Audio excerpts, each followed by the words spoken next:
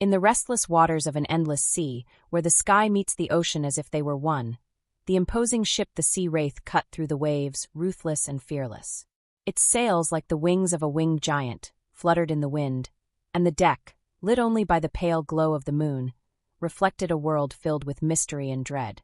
The sailors, hardened by salt and life at sea, worked in silence, breathing in the scent of salt and fear as the ropes creaked and the boards groaned beneath their feet, as if the very ship were alive and aware of the approaching storm. That night, the sea seemed strangely agitated. A primitive and almost mystical force pulsed beneath the surface, as if the depths held secrets that time refused to reveal. I, Morticia, death itself, sensed an ancient and dangerous shadow within the dark waters, a force forgotten by time, waiting for the right moment to reveal itself. Silently, I hovered over the ship, waiting, as Captain Ronan Blackwood fixed his gaze on the horizon. He was a man marked inside and out, a mix of courage and tragedy. Sun-bronzed skin and deep wrinkles told stories of battles and shipwrecks, while beneath his salt-soaked hat, his eyes stared into the abyss, seeking something only he seemed to know. Nathaniel, the first mate, approached Ronan with cautious steps, his gaze fixed on the waves crashing against the ship's hull. He was a sturdy man, with hard features and eyes alight with apprehension. "Captain," he said, with a tone that mixed concern and fear, "these waters. I've felt a chill ever since we crossed this region. They say the waters here are cursed." Ronan responded with a dry laugh, without taking his eyes off the sea, as if daring the fate that lay hidden in the depths. "Ah, my dear Nathaniel, you're right to fear. These waters belong to them." Nathaniel frowned, absorbing the captain's words with a mix of skepticism and dread. "Them?" he asked, curiosity almost surpassing his fear. Ronan turned slowly, his face shadowed in the silver light of the moon. "The Sirens, creatures of beauty and doom, enchanting and deadly. They once called to me, and I resisted, but they left a mark on me. There's no escaping the memory of their eyes." With a gesture that seemed almost instinctive, he raised one hand, as if he could still feel the cold waves of memory touching the threads of his past. "Today I feel them again, waiting." Nathaniel swallowed hard, a drop of sweat rolling down his temple, but he held firm. "So, if they're real, what do we do to survive?" Ronan looked at him in silence, his eyes seeming to pierce the mysteries of the sea, before murmuring, "Fight with all we have, and don't listen." Meanwhile, young Samuel, only 17, approached the edge of the ship, curious and brave as always. His eyes shone with an almost childlike excitement, a spark of hope amid the horror unfolding around him. He had never witnessed anything supernatural, but the life of a pirate was his great dream, and dangerous adventures like this made his heart race. "Captain," he called with a reckless smile, "are these stories real?" Ronan looked at him, a shadow of warning in his gaze. "Samuel, there are things human eyes were not made to see, and there are songs that a heart should never hear." But the young man laughed, carefree, defying the warnings of a man who had seen more than he'd ever wished. And what could be so terrible about a songs? Before Ronan could respond, a distant sound began to echo, reverberating through the silence of the night. It was soft, like a whisper carried by the wind, a melodious song that seemed to come from all directions. The melody wrapped around the ship, sweet and deadly like poison, making the sailors' hearts race in sync with the echoes of the waves. Samuel felt something cold shiver down his spine, but hypnotized, he began to approach the ship's rail, his eyes fixed on the sea.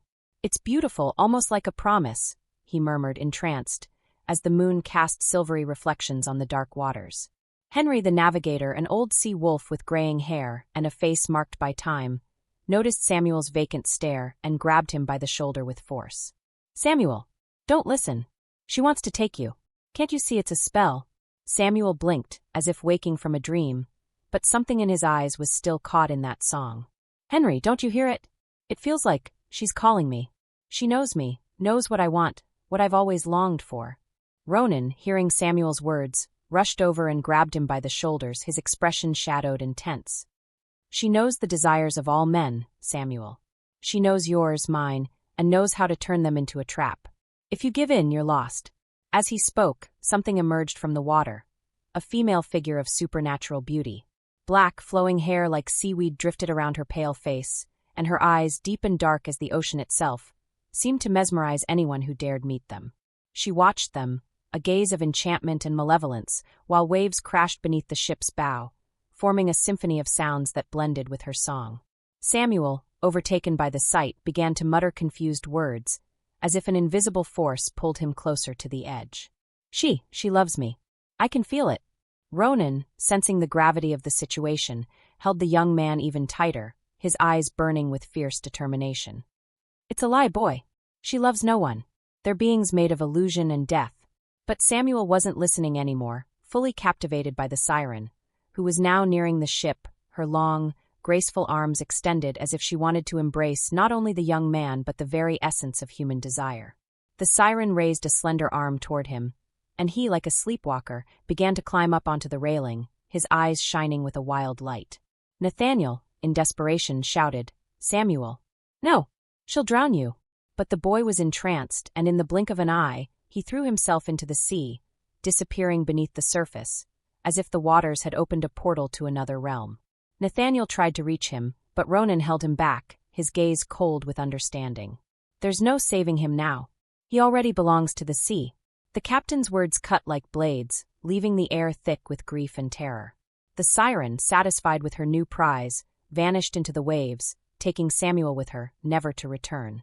The silence that followed was deafening, an echo of loss that reverberated in the heart of every man on board. In that moment, a second song began, this time stronger, filling the air with promises of peace, love, and redemption. Thomas, the carpenter, heard the sound and felt a pang of longing and sorrow, memories of a lost love he had never overcome. He began to walk toward the edge, his eyes filled with tears, a nostalgic smile forming on his lips even as fear consumed him. "No, Thomas! She isn't the woman you lost," Nathaniel shouted, trying to hold him back, but Thomas, with eyes full of longing, pushed him away forcefully. She's everything I lost, Nate. And she's here for me. How can I refuse her?" But as Thomas reached the edge, he saw the siren's true face.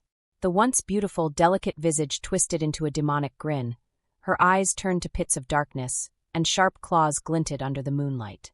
He hesitated, fear overtaking him, but it was already too late. In a swift motion, the siren pulled him into the water, his scream fading into the waves like a whisper carrying away the last memory of his life. With each sailor who heard the song, the will to live flickered out, like a flame blown out by a gust of wind. One by one, they were drawn into the waters, surrendering to desire and sorrow, each overcome by their own torment that the siren knew exactly how to exploit.